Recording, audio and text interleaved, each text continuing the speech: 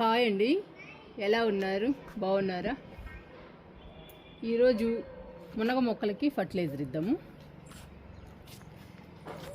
మన గార్డెన్లో 2 మునగ మొక్కలు ఉన్నాయి.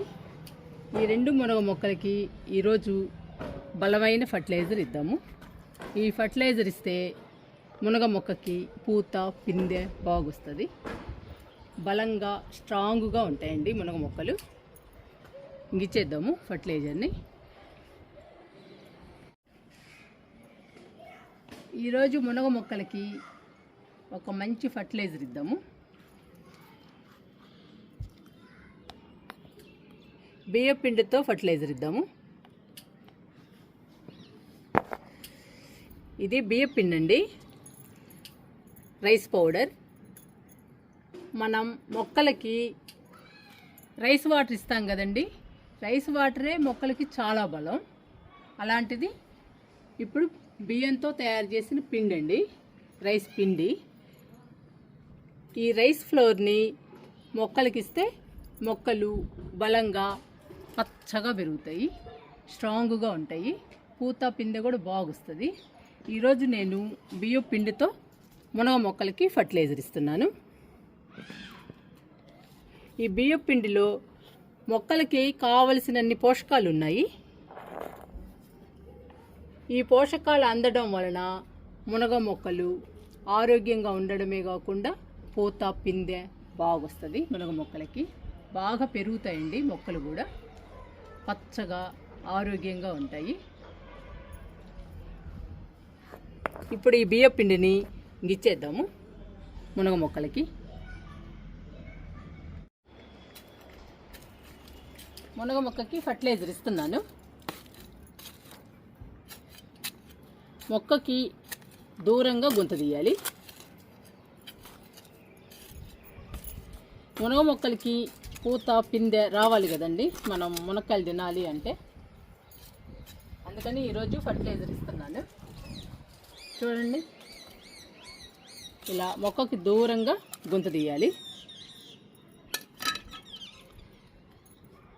ఇదిగోండి బియ్యం పిండి ఎక్కువే ఇస్తున్నాను. మునగ మొక్కలు పెద్దవి కదండి, అందుకని ఎక్కువ ఇస్తున్నా ఫర్టిలైజర్ని.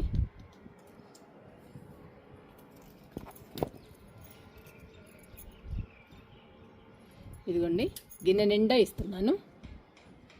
ఈ బియ్యం పిండి మొక్కలకి చాలా బలం అండి, అందుకనే ఎక్కువ ఇస్తున్నాను.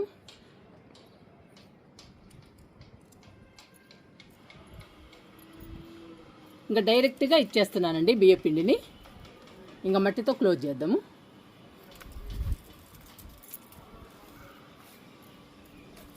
ఇప్పుడు చీమలు కానీ పురుగులు కానీ ఇంకేమి రాకుండా ఉంటాయి.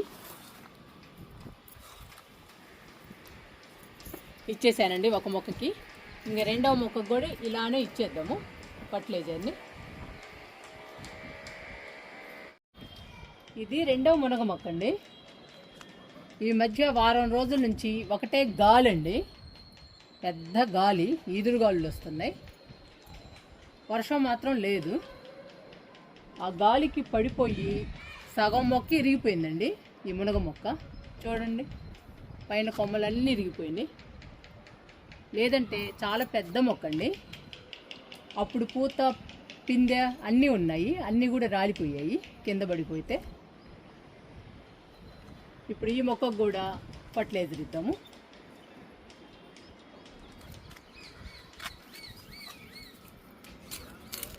మొక్కకి దూరంగా గుంత తీస్తున్నాను.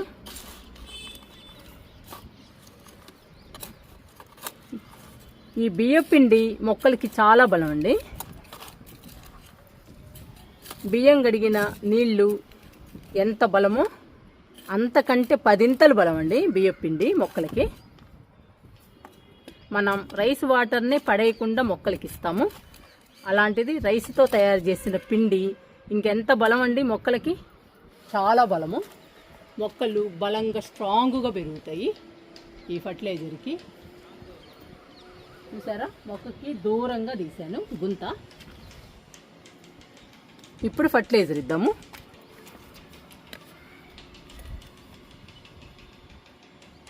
ఇదిగండి ఫర్టిలైజర్ ఇస్తున్నాను. మనం మొక్కను బట్టి ఫర్టిలైజర్ ఇవ్వాలండి. ఇవి పెద్ద మొక్కలు కాబట్టి నేను ఎక్కువ ఇస్తున్నాను ఫర్టిలైజర్ని. ఇలానే వదిలేస్తే చీమలు, పురుగులు, ఈగలు, దోమలు అన్నీ వస్తాయండి ఈ పిండికి. అందుకని మనం మట్టితో కప్పేసేయాలి, క్లోజ్ చేసేయాలి. క్లోజ్ చేస్తే పురుగులు కానీ, దోమలు కానీ, ఈగలు కానీ, చీమలు కానీ ఏవి రావండి. ఇప్పుడు బియ్యపు పిండిలోని పోషకాలు మొత్తం మొక్కకు అందుతాయి. మొక్క హెల్దీగా పచ్చగా పెరుగుతుంది, పూత పిందె బాగొస్తుందండి. ఇంకా ఈ 2 మునగ మొక్కలకి వాటిచ్చేద్దాము. మునగ మొక్కలకి వాటిచ్చేద్దాము.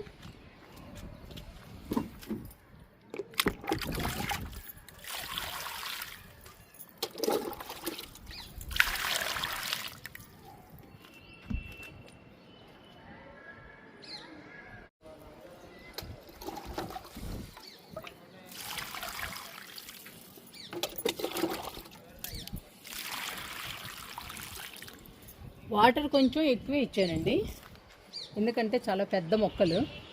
మనం మొక్కల్ని బట్టి ఫర్టిలైజర్ కానీ వాటర్ కానీ ఇవ్వాలి. బియ్యం పిండితో ఫర్టిలైజర్ ఇచ్చాం కదండి, ఇంకా మునగ మొక్కలు ఆరోగ్యంగా పెరుగుతాయి, పూత పిందె బాగొస్తుంది. ఇంకా మునక్కాయలు కూడా మనం హ్యాపీగా తినచ్చండి. ఇలా బలమైన ఫర్టిలైజర్స్ ఇస్తూ ఉండాలండి పూత పిందె రావడానికి. మనం కనీసం 15 రోజులకు ఒకసారి ఇలా ఇస్తూ ఉండాలి. అప్పుడేనండి పూత పిందె బాగొస్తుంది.